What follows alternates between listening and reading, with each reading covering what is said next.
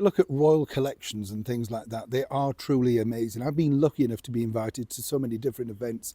And when you go, say, inside Kensington Palace, and particularly for me, when you look at things like that have been worn by the late Queen Victoria, and you're kind of thinking, I wonder what sort of people saw her in that historical gown or, regalia, whatever it may be. You are looking at moments in history.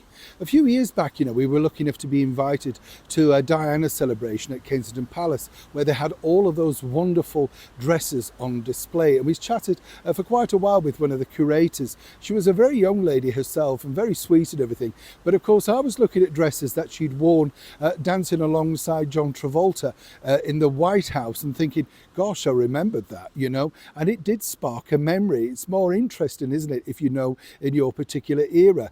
Of course, as a curator, she was very invested in the story, but it's nothing like seeing it yourself for the first time, is it? It just really makes you think, wow, I was there when I remember her wearing that. And it doesn't matter really. It's a weird thing, isn't it? Because this happens for ladies. It doesn't necessarily happen for men. Nobody remembers, sadly, the coloured tie that His Majesty the King was wearing on his Easter speech or whatever, because it just doesn't have the same impact as the wow factor gown. Now, fast forward into our century, the 21st century, and it has to be said that the beautiful Catherine, Princess of Wales, has already created quite a number of wow factors. But some cite this particular look, that's right, this Bond dress, as it was dubbed, alongside that premiere, of course.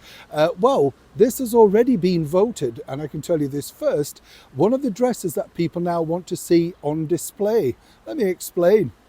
Morning, lovely to see you today. Thank you so much for joining me. Nice to have your company. It is always lovely to share these little Bond mots with you because, as I say, I'm lucky enough to have access to all sorts of things within the Royal Collection, and they are incredibly wonderful people. They do a great thing.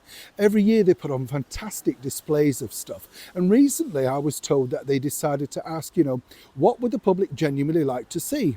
And this dress came out on top. Now, I'm sure we'll all agree it's obvious as to why. Catherine looked absolutely stunningly beautiful. Really, if anything, was, well, taking the stardust away from all the females attending at the Bond premiere. And let's not forget, I thought Queen Camilla looked pretty stunning herself in that beautiful pale blue number. As ever for the men, they look resplendent in their dinner suits, but you can't really have the same impact, sadly, can you? Now, this has been voted the dress that people would like to see on display up close and personal, and you can understand why. I totally get it. Do you agree? Now, obviously, because it's in such an early, so we say, proximity, normally these things tend not to go on display for quite a number of years. Wedding dresses are different, let me tell you. I've been lucky enough to see both Catherine and the Duchess of Sussex's wedding dress up close when they were on display at Windsor Castle as part of an exhibition there. And, you do look at them and think everybody's seen this dress, and it does form part of an historical history, an historical backdrop. But this dress, which apparently was inspired by the Diana look from 1985's Bond premiere, A View to a Kill, of which Sir Roger Moore told me they could not believe it, the Bond bosses, when Diana had agreed to attend the premiere. In fact, this helped sell A View to a Kill magnificently around the world. Let's not forget, it also had the theme tune from Diana's favourite band, Duran Duran. So you can see how all the boxes ticked and aligned. And Sir Roger Moore himself said, of course, that this was really the penultimate outing for him. So he knew having Diana in that presence, well, it was marvellous, wasn't it, for him?